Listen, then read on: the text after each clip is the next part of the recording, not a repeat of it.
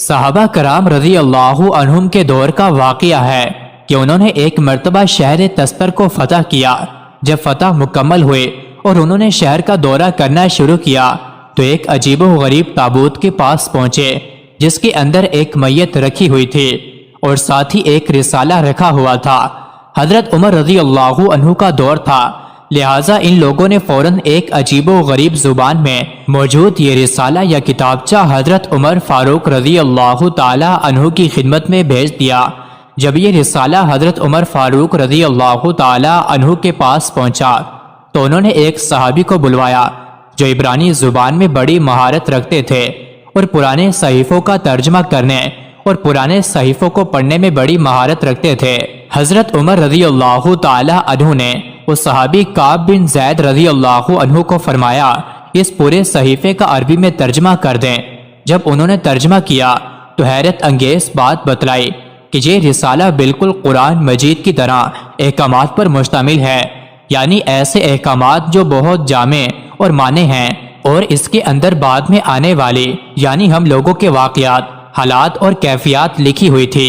راوی کہتے ہیں کہ جو تابوت ہم نے تستر شہر سے ڈھونڈنا تھا وہ بڑا ہی متبرک تھا، لوگ اس کو چوم لیا کرتے تھے، اس کی بڑی ہی تقدیس کیا کرتے تھے۔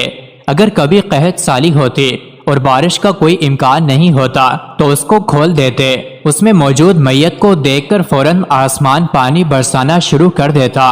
اس لیے راوی یعنی صحابی فرماتے ہیں کہ ہم نے اس بدعت اور غلط عادت کو ختم کرنے کے لیے فوراً ہی اس تابوت یعنی میت کو دفن کرنے کا ارادہ کیا، مگر ہمیں یہ ڈر تھا کہ لوگ اس کی عقیدت میں اتنا زیادہ مبتلا ہو چکے ہیں کہ وہ قبر کھول کر دوبارہ اس مقدس میت کو نکال لیں گے اور اس کی بے حرمتی کرتے رہیں گے۔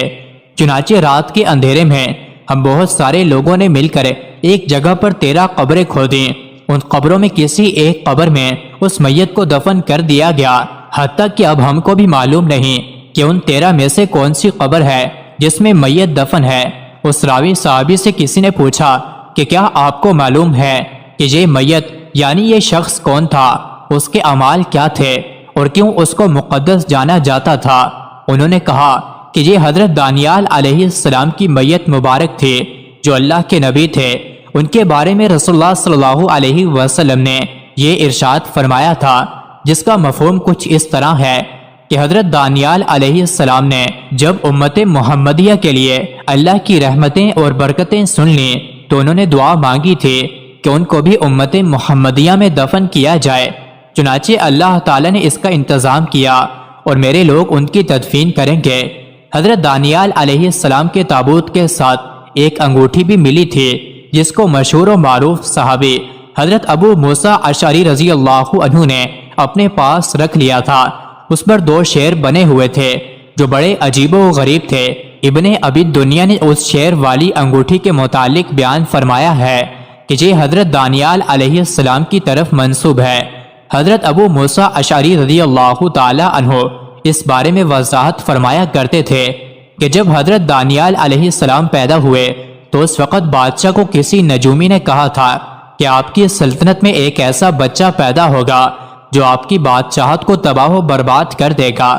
چنانچہ بادشاہ نے قتل کا حکم دیا کہ جو بھی بچہ پیدا ہو اس کو بھوکے شیروں کے پنجرے میں ڈال دیا جائے۔